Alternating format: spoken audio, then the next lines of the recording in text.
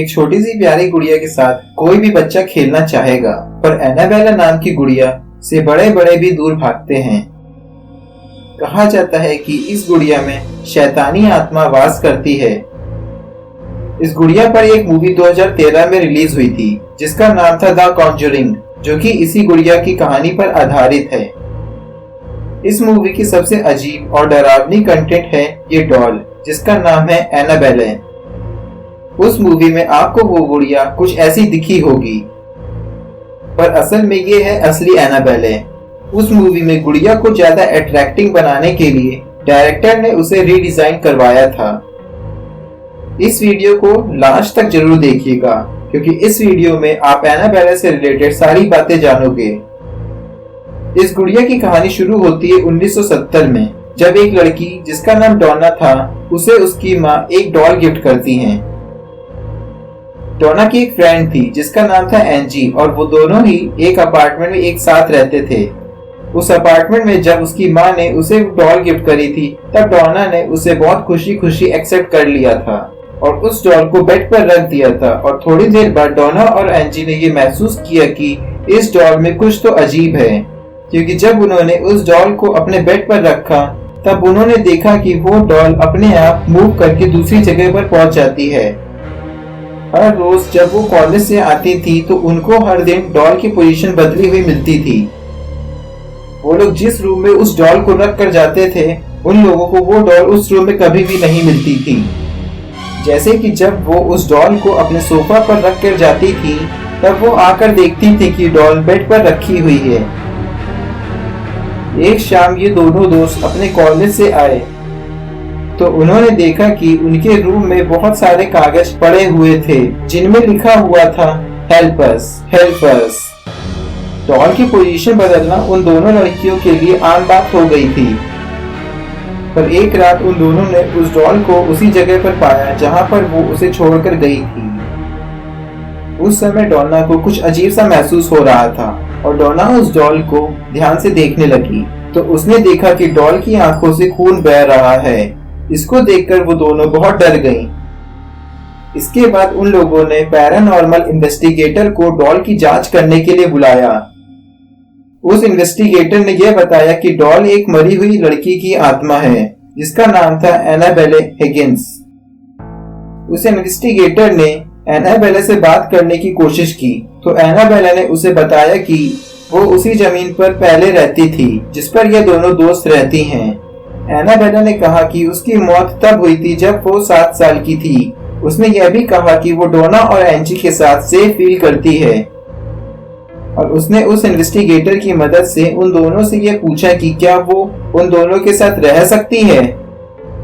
डोना और एंजी को एनाबेला की कहानी सुनकर बहुत दुख हुआ और इसलिए वो एनाबेला को अपने साथ रहने की परमिशन दे देती हैं। डोना और एंजी का एक दोस्त था जिसका नाम ल्यू था और वो उन दोनों के साथ एक दूसरे कमरे में रहता था। ल्यू को वो डॉल बिल्कुल भी पसंद नहीं थी। ल्यू का ये कहना था कि ये डॉल काफी खतरनाक है और उन्हें इसको अपने साथ नहीं रखना चाहिए। और डोना ने ल्यू की बात नहीं मानी क्योंकि उसे उस इन्वेस्टिगेटर की बात सही लग रही थी और उसने तो यही कहा था कि उस डॉल के अंदर सिर्फ 7 साल की एक लड़की की आत्मा है जो कि किसी को भी नुकसान पहुंचाना नहीं चाहती है बल्कि सिर्फ दोस्ती चाहती है। और डोना को यह नहीं पता था कि उसकी बात जल्द ही गलत साबित होने वाली है। एक रात ल्यू उस अपार्टमेंट में सो रहा था। उसकी नींद आधी रात में अचानक से टूट जाती है और ल्यू ने यह महसूस किया कि वो अपने शरीर को हिला नहीं पा रहा है और उसे एक बच्ची की हंसी सुनाई देने लगती है। इससे वो बिल्कुल घबरा जाता है तो वो नीचे की तरफ देखता है तो उसे एनाबेले डॉल दिखती है जो कि उसी की तरफ आ रही होती है, पर वो अपने शरीर को हिला नहीं पा रहा होता है। एनाबेले ल्यू के शरीर पर आकर रुक जाती है और ल्यू को घूरने लगती है।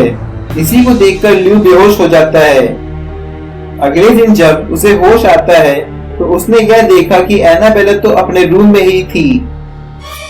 वो उस बात को बता नहीं पा रहा था कि जो उसके साथ रात में हुआ था वो सपना था कि सच था। उस दिन दोपहर में लियो और एंजी उस अपार्टमेंट में अकेले थे। अचानक से उनको डोना के कमरे से एक आवाज सुनाई दी। उन्होंने ये सोचा कि शायद कोई चोर अपार्टमेंट में घुस आया है। लिव उस रूम में गया तो उसने देखा कि वो रूम तो खाली है और उस रूम में एनाबेला डॉल के अलावा और कोई नहीं था, जो कि उस रूम में फर्श पर पड़ी हुई थी। उस रूम में अचानक से लिव को लगा कि उसके पीछे कोई खड़ा है, तो उसने पीछे मुड़कर देखा और जैसे ही उसने पीछे मुड़कर देखा तो उसको अपने सीने पर बहुत तेज का दर्द महसूस हुआ और जैसे ही उसने अपने सीने में हाथ रखा तो वहां से खून निकलने लगा और लियो ने देखा कि वहां पर बहुत बड़ा घाव हो गया है जिससे कि खून आ रहा है। ऐसी अजीब चीजें होने लगी थी उस घर में।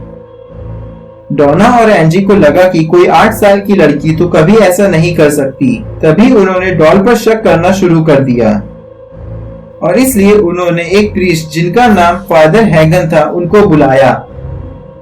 फादर हैगन को लगा कि जो स्पिरिट इस डॉल के अंदर है उसके लिए वो सही इंसान नहीं है।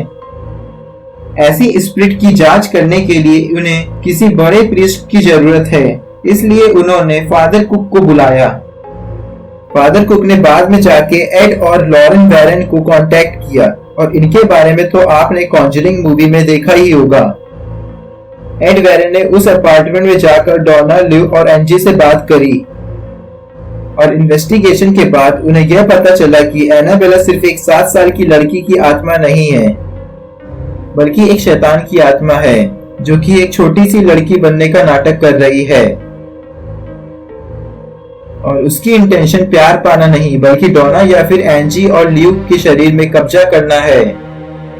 डोना ने उस डॉल को वैरन्स को सौंप दिया और एड और लॉरेन वैरन ने उस डॉल को अपने साथ रखने का डिसीजन लिया। एड ने एनाबेला को कार की बैक सीट पर रखा और जब वो दोनों उस डॉल को घर ले जा रहे थे तब उन दोनों को एक अजीब सी एनर्जी महसूस हो रही थी और बीच बीच में कार की स्टीयरिंग अपने आप डिसबैलेंस हो जा रही थी और ब्रेक्स काम करना बंद कर दे रहे थे। एक जगह कार का बैलेंस तो पूरी तरह से बिगड़ गया था और इसलिए एड ने होली वाटर एनाबेला पर छिड़क दिया। इस तरह से वो एनाबेला को शांत करने में सफल रहे और सही सलामत घर पहुंच गए। शुरुआत के दिनों में उन्होंने ये नोटिस किया कि एनाबेला अपने आप ही दूसरे कमरों में पहुंच जाती थी। इसी कारण एक कैथोलिक प्रीस्ट जिनका नाम फादर जैसन ब्रैडफोर्ड था, वो एक दिन एनाबेला को देखने आते हैं और वो उस डॉल को उठाते हैं और कहते हैं कि तुम सिर्फ एक डॉल हो, तुम किसी को नुकसान नहीं पहुंचा सकती।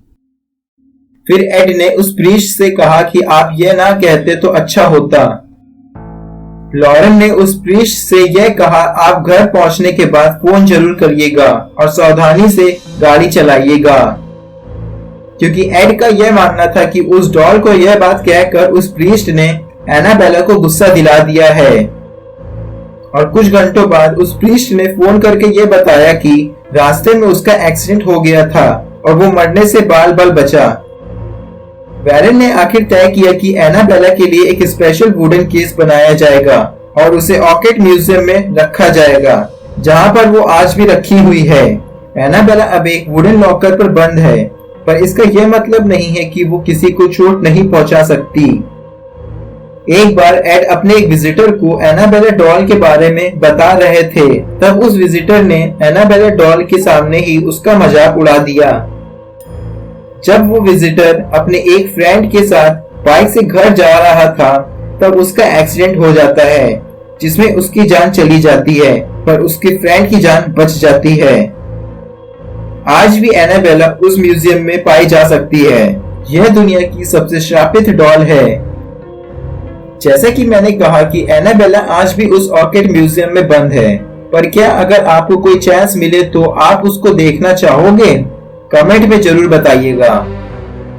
अगर आपको ये वीडियो पसंद आए तो इस वीडियो को लाइक, कमेंट, शेयर जरूर कीजिएगा और हमारे चैनल को सब्सक्राइब करना ना भूलिएगा, क्योंकि मैं ऐसे वीडियो अपलोड करता रहता हूँ।